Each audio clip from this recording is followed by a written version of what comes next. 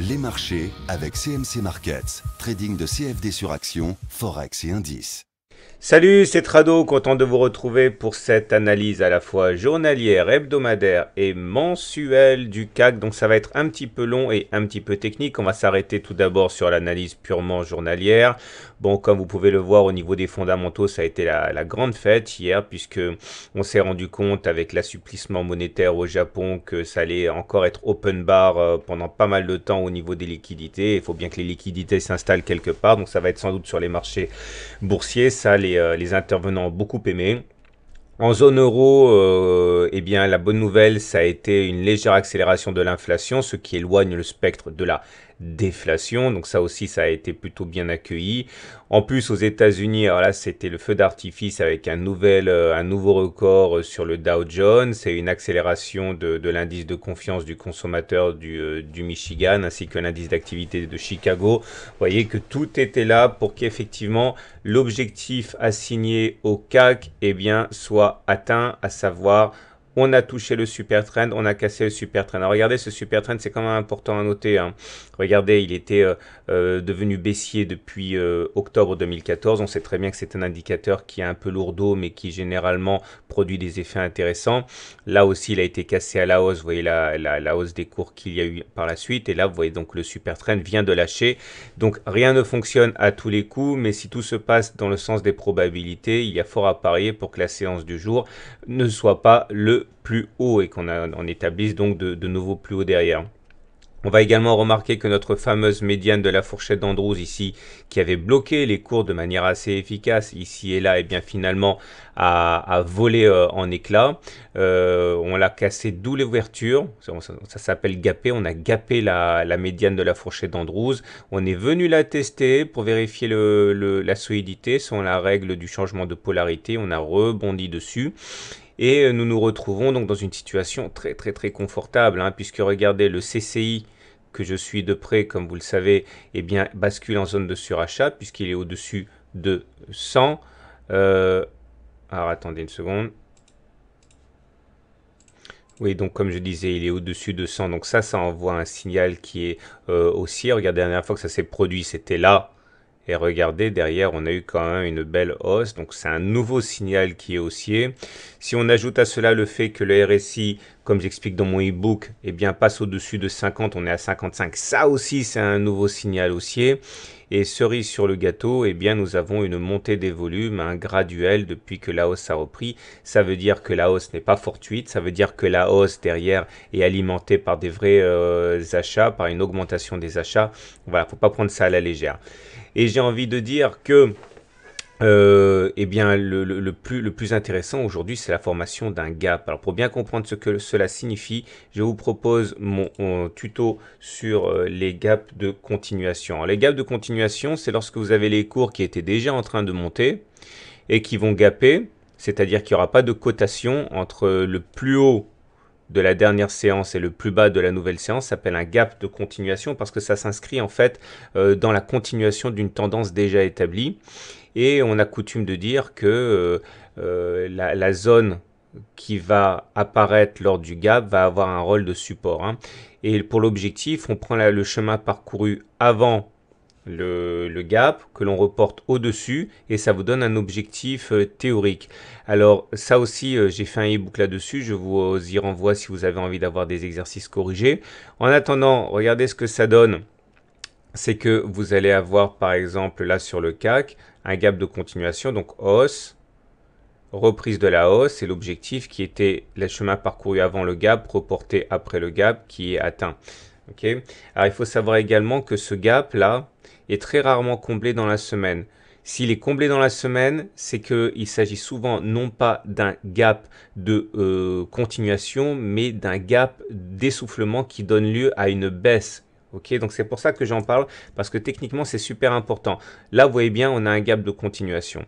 Ça veut dire que théoriquement, si on prend le plus bas de la séance, que l'on reporte ça au niveau du gap et qu'on reporte cette distance au-dessus du gap, ça vous donne un objectif assez stratosphérique, hein, qui serait celui des 4551 potentiellement. Oui, mais voilà, ce qu'il faudra vraiment surveiller, c'est que ce gap ne soit pas comblé ok, dans la semaine. S'il est comblé dans la semaine, ça risque d'accentuer la consolidation auquel on assisterait en faisant basculer le gap de continuation en gap d'essoufflement et généralement ça veut dire qu'il y a une grosse dérouillée derrière, donc surveillez de près. Moi ce qui m'embête un petit peu, c'est qu'on est arrivé sur les 61,8% de retracement de Fibonacci, c'est-à-dire que si vous prenez le point le plus haut et vous prenez toute la jambe de baisse qu'on a eue, eh bien on a retracé 23,6, on a retracé 38,2, on a retracé 50 et à chaque fois, hein, les niveaux qui sont atteints jouent un rôle d'objectif et de résistance. Et là, on a bien calé dessus, quoi. Hein.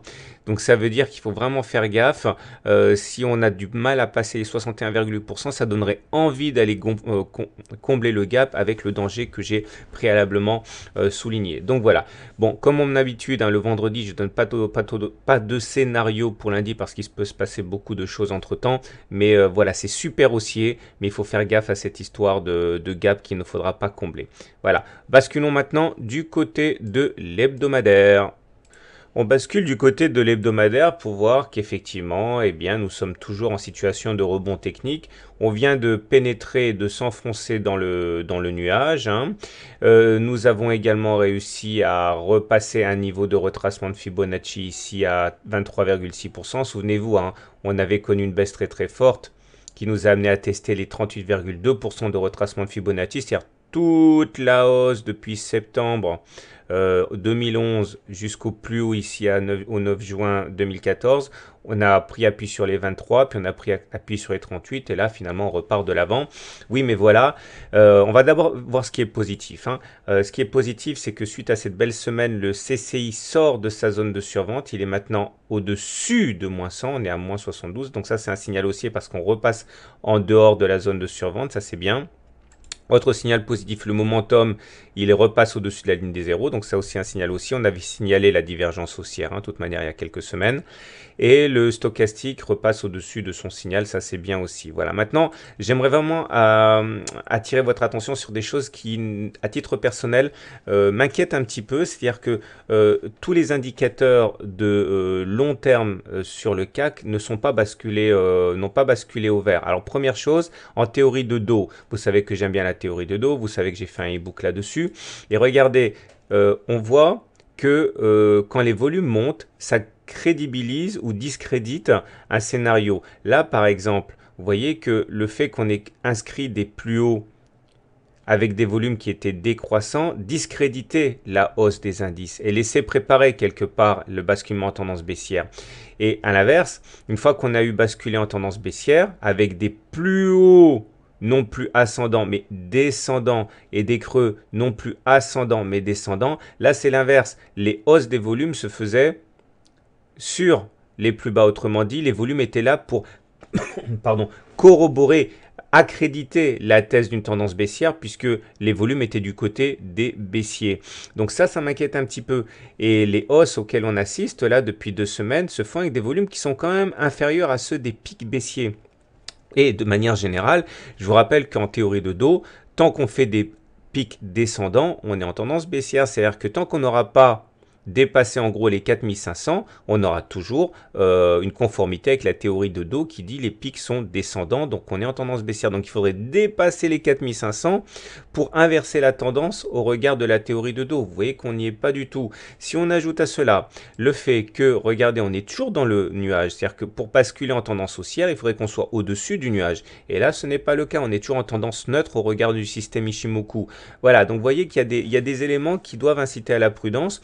On sait pas pour l'instant si le rebond technique auquel on assiste va perdurer. Voilà, donc du coup, méfiance, méfiance. Il faut garder un minimum de lucidité par rapport à tout ça. On va terminer avec le mensuel. Alors en ce qui concerne le mensuel, eh bien là aussi on en a déjà parlé le mois dernier, mais vous voyez bien que l'attaque baissière à laquelle on a assisté le mois dernier est venue tester les supports de référence. On a rebondi sur le nuage Ichimoku, on a rebondi sur le super trend, Ici, on a rebondi sur la Kijun, on a rebondi sur la moyenne mobile à 20 mois. Donc, a priori, il n'y a pas de raison de paniquer sur cette unité extra longue, hein. Regardez, là où il a fallu paniquer, c'est quand on a commencé à casser les gros supports. Ici, c'était par exemple en janvier 2008, on a cassé la moyenne mobile à 20 mois, on avait cassé la Kijun, on avait cassé le super trend et derrière, effectivement, ça a été l'apocalypse, quoi. Pour l'instant, on n'y est pas.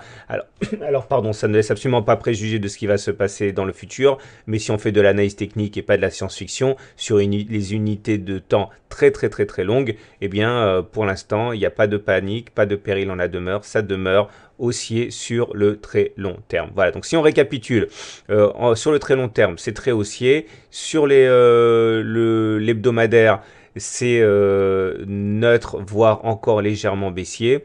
Et si on est sur le journalier, c'est très haussier avec une épée de Damoclès qui est cette histoire de comblement du gap qui ne doit absolument pas avoir lieu. Il ne faut pas terminer en dessous du gap parce que ça nous mettrait en délicatesse. Voilà, je vous souhaite une bonne soirée, je vous souhaite de bons trades. Et on me pose souvent la question, si vous voulez avoir les mêmes graphes que moi, il vous suffit d'aller dans la foire aux questions de mon blog. Sur le point 6, vous avez un lien pour ouvrir un compte gratuit avec PRT, avec Pro Real Time, et vous aurez les mêmes graphes que moi. Maintenant, si vous voulez vous initier au trading, comme d'habitude, n'oubliez pas, vous pouvez ouvrir un compte de démonstration gratuit avec CMC Markets et trader virtuellement 10 000 euros pour voir si vous êtes fait pour le trading. Attention, les CFD sont réservés aux spéculateurs avertis, donc vous pouvez essayer, ça vous incite absolument pas à ouvrir un compte réel.